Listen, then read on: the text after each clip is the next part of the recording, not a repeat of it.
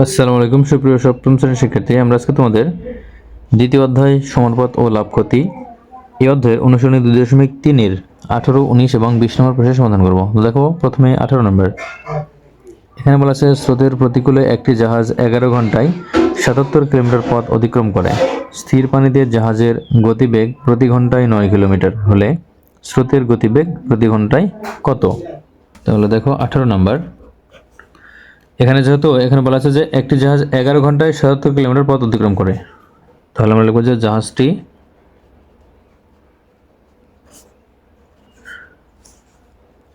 11 ঘন্টায় যায় 77 কিলোমিটার।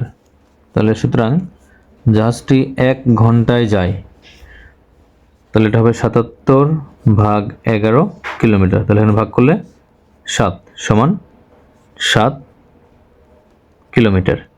আমরা জানি প্রতিকূলে অর্থাৎ স্রোতের প্রতিকূলে জাহাজের বেগ সমান, এখানে আমরা লিখব যে জাহাজের বেগ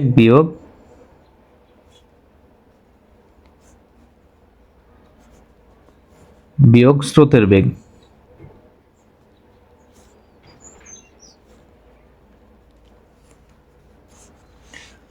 তাহলে বা আমাদের এখান থেকে বের করতে হবে কিন্তু স্রোতের বেগ।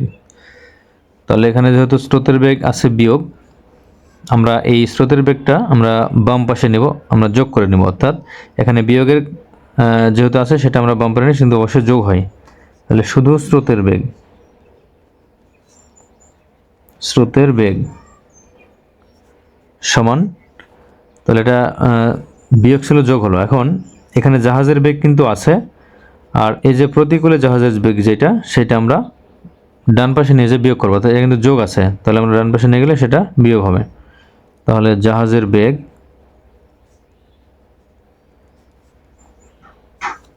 বিয়োগ প্রতিকূলে জাহাজের বেগ, প্রতিকূলে জাহাজের বেগ। তাহলে স্রোতের বেগ সমান হবে কি? স্রোতের বেগ সমান জাহাজের বেগ। এখানে দেখো জাহাজের বেগ ঘন্টায়, স্থির পানিতে ঘন্টায় 9 কিলোমিটার, তাহলে এখানে 9 আর বিয়োগ প্রতিকূলে জাহাজের বেগ আমরা যেটা পেয়েছি, জাহাজটি 11 ঘন্টায় যায় 77 কিলোমিটার, কিন্তু প্রতিকূলে, তাহলে এটা হচ্ছে 7 কিলোমিটার, ঘন্টায় 7 কিলোমিটার, এখানে 7 কিলোমিটার। তাহলে সমান, এখানে 9 থেকে 7 বাদ দিলে 2 কিলোমিটার। অর্থাৎ এখানে আমরা এখন লিখতে পারি যে সুতরাং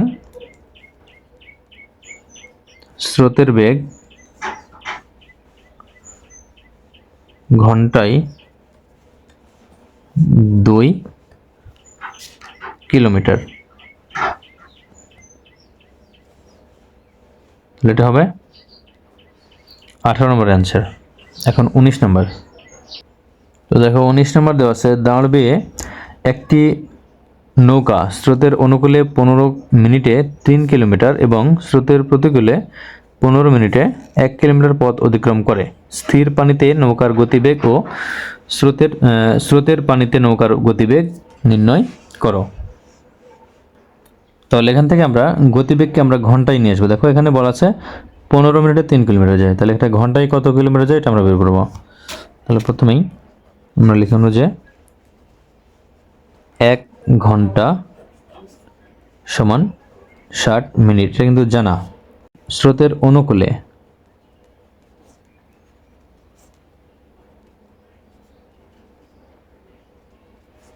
স্রোতের অনুকূলে 15 মিনিটে যায়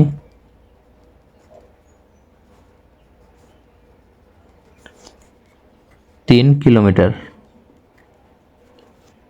তাহলে সুতরাং স্রোতের অনুকূলে 1 মিনিটে যায়, এটা হবে সমান 3 ভাগ 15 কিলোমিটার।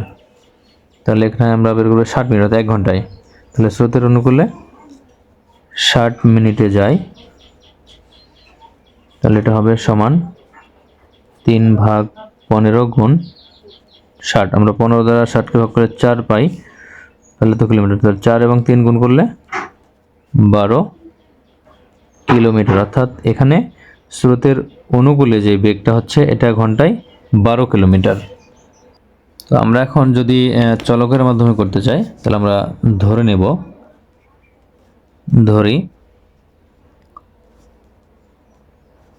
নৌকার বেগ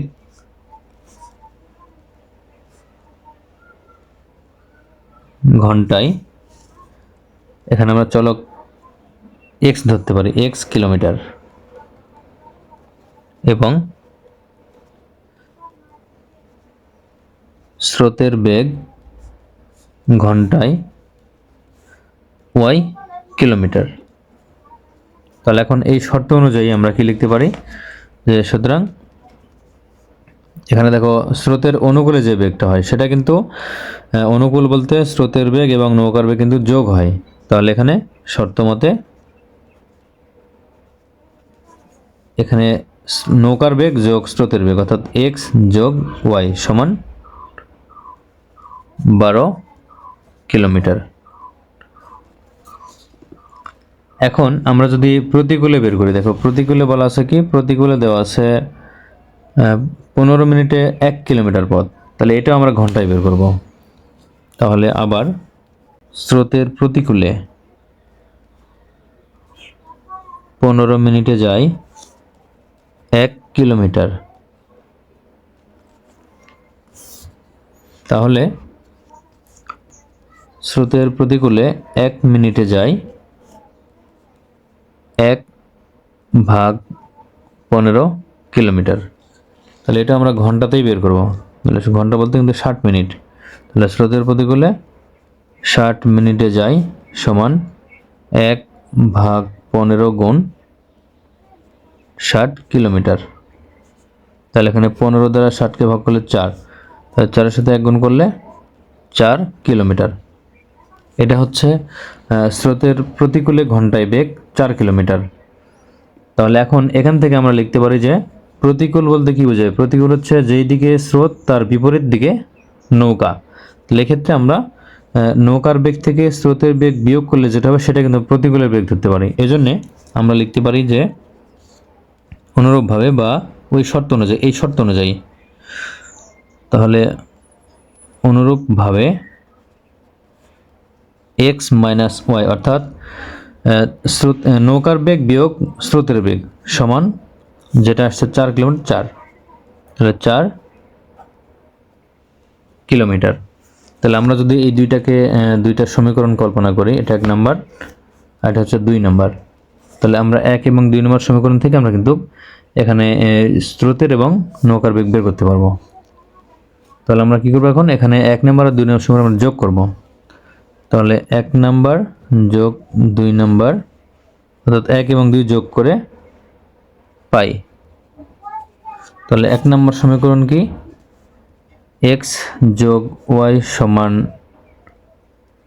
12 আর 2 নম্বর সমীকরণ x বিয়োগ y সমান 4। তাহলে এখানে হবে দেখো মাইনাস y প্লাস y কাটবে, তাহলে এখানে x এবং x যোগ করলে 2x সমান 12 এবং 4 যোগ করলে 16। তাহলে বা শুধু x সমান 16 আর এখানে 2 কিন্তু গুণ আছে, ডান পাশে গেলে হবে ভাগ, তাহলে 2 দ্বারা 16কে ভাগ করলে হবে 8, তাহলে সমান 8। তাহলে এটা হচ্ছে x এর মান। তাহলে x আমরা কি ধরেছি, x ধরেছি নৌকার বেগ, নৌকার বেগ হচ্ছে আমরা x যেহেতু, তাহলে আমরা নৌকার বেগ পেয়েছি ঘন্টায় 8 কিলোমিটার। তাহলে সুতরাং নৌকার বেগ ঘন্টায় 8 কিলোমিটার।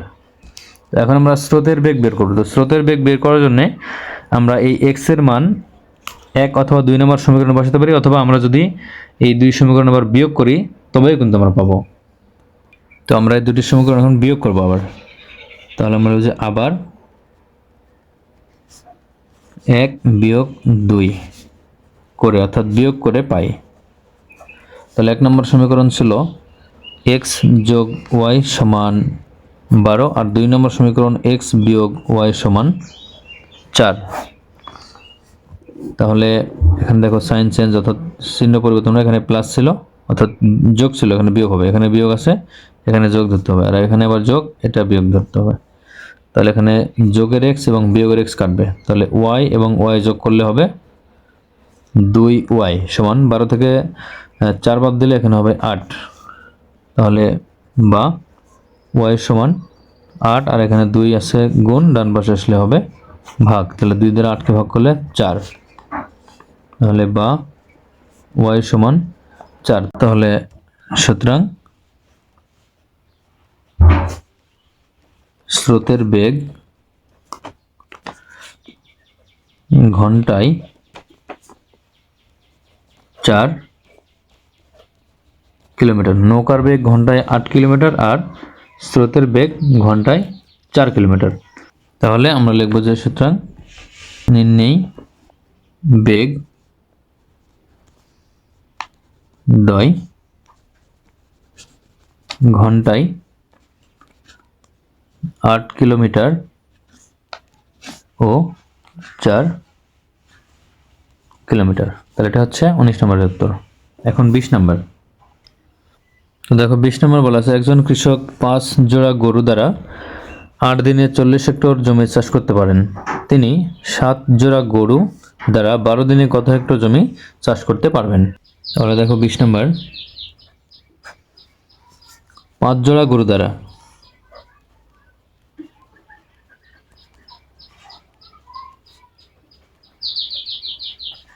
8 দিনে চাষ করে 40 হেক্টর জমি। তাহলে সুতরাং 5 জোড়া গরু দ্বারা 1 দিনে চাষ করে, তাহলে 1 দিনে, অর্থাৎ এখানে কিন্তু দিন সংখ্যা 8 থেকে কমে আসছে, যেহেতু দিন সংখ্যা কমে আসছে তাহলে এটা আমাদের ভাগ করতে হবে। তাহলে সমান 40 ভাগ 8 হেক্টর জমি। তাহলে এইবার 1 দিনে অর্থাৎ 1 জোড়া গরু দ্বারা 1 জোড়া গরু দ্বারা 1 দিনে কি পরিমাণ চাষ করতে পারে? তাহলে 1 জোড়া গরু দ্বারা 1 দিনে করতে পারে। তাহলে এইবার দেখো এখানে যেহেতু এখানে জোড়া অর্থাৎ গরুর জোড়া সংখ্যা 5 থেকে 1 কমে আসছে, তাহলে এটা কিন্তু ভাগ হবে। তাহলে 40 ভাগ 8 আর নিচে এটাও 5ও ভাগ হয়ে যাবে, তাহলে 5। তাহলে এখানে 8 দ্বারা 40কে ভাগ করলে 5, 5 দ্বারা 5কে ভাগ, তাহলে এখানে শুধু থাকবে 1 হেক্টর জমি। তাহলে 1 জোড়া গরু দ্বারা 1 দিনে চাষ করতে পারে 1 হেক্টর জমি। তাহলে এইবার বলা আছে যে 7 জোড়া গরু দ্বারা 12 দিনে, তাহলে এখানে আমরা বলবো যে সুতরাং 7 জোড়া গরু দ্বারা আমরা যেহেতু একদিন আছে, আমরা একদিন প্রথমে বের করবো, তাহলে 1 দিনে করতে পারে সমান, যেহেতু 1 দিনে 1 জোড়া দ্বারা 1 হেক্টর জমি চাষ করতে পারে, তাহলে 7 জোড়া গরু যদি হয় তাহলে এখানে কিন্তু বেশি জমি চাষ করতে পারবে, অর্থাৎ এখানে গুণ হবে। তাহলে 1 গুণ 7 জোড়া 1 গুণ 7 হেক্টর জমি। তাহলে সুতরাং এখানে আমাদের বলা আছে যে 12 দিনে 7 জোড়া গরু দ্বারা 12 দিনে কি পরিমাণ জমি চাষ করে এটা বের করতে হবে। তাহলে 7 জোড়া গরু দ্বারা এখানে 12 দিনে চাষ করে সমান, তাহলে দেখো এখানে কিন্তু দিন সংখ্যা 1 ছিল, এর দিন সংখ্যা একটু বেড়ে গেছে, তাহলে যদি বেড়ে গেছে তাহলে আমরা এখানে গুণ করব। তাহলে এখানে 1 গুণ 7 অর্থাৎ এখানে 7 হবে গুণ এখানে 12 গুণ করতে হবে, তাহলে এত হেক্টর জমি। তাহলে এখানে 7 এবং 12 গুণ করলে 84 হেক্টর জমি। তাহলে অর্থাৎ এই কৃষক 7 জোড়া গরু দ্বারা 12 দিনে 84 হেক্টর জমি চাষ করবে। তাহলে এটা হবে 20 নম্বরের অ্যান্সার।